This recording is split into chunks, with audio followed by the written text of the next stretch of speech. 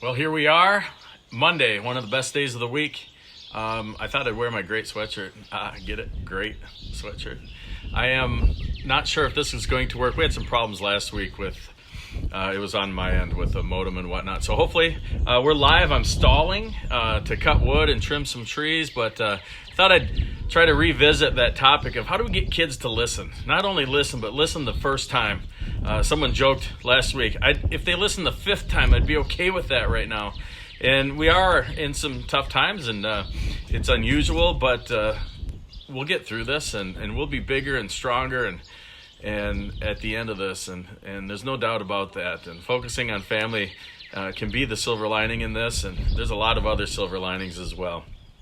One of the things I want to think about with getting our kids to listen the very first time is a quote that I learned years and years ago from Jim Fay, and he said, kids will come to need as many reminders as we give them, which really meant to me, if I don't want to repeat myself, just say it once and then kind of go to work.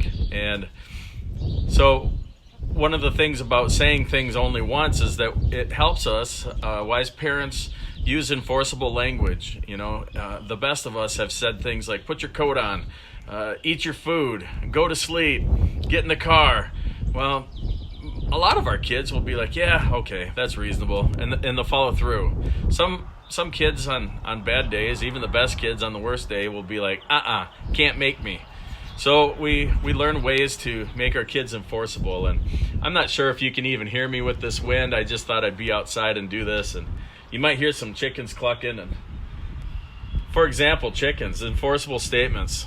Feel free to, Brianna's the youngest, one of her chores is to let chickens out in the morning, check food and water and eggs. And she was so excited about this project for online learning today. And I said, feel free to do that just as soon as your jobs are done. And she kind of dropped her shoulders. She's like, all right. And she threw her boots on and she got her work done. That's enforceable. I allow desserts when, I don't have to worry about kids brushing their teeth. That's enforceable. I let kids eat lunch while watching a movie when they make good choices about how they get along with their sister. Feel free to FaceTime your friend just as soon as your schoolwork is finished. Those are all enforceable statements. I allow kids to, I allow kids to run in the rain yesterday. We've had a lot of rain lately. I allow kids to run in the rain when it doesn't create a problem for me. That's a blanket statement that a lot of people like.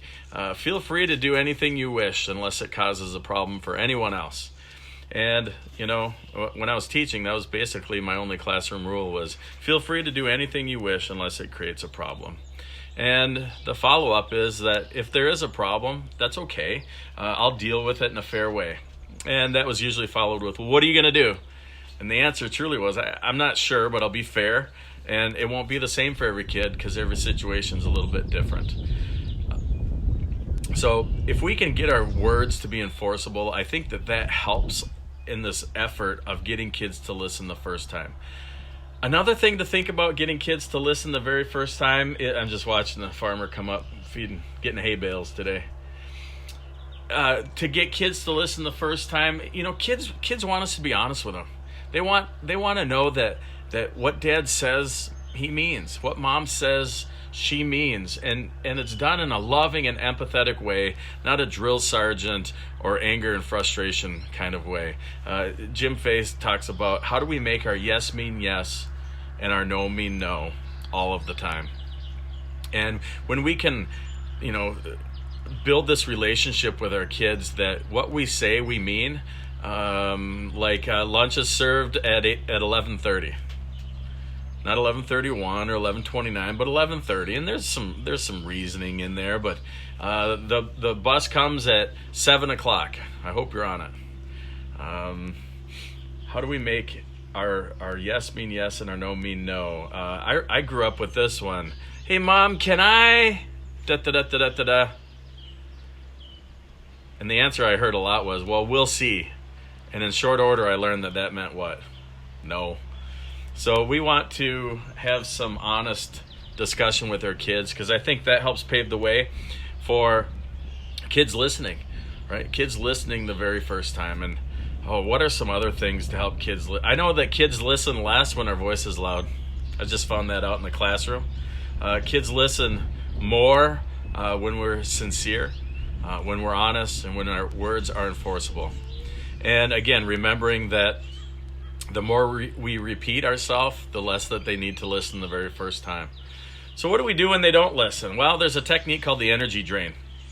And the energy drain might sound something like, oh gosh, I remember hearing a story about a dad in a car, and the kids were in the back seat, and someone punched the other kid or poked the other kid, and that word slipped out of that child's mouth, that word we don't want to hear.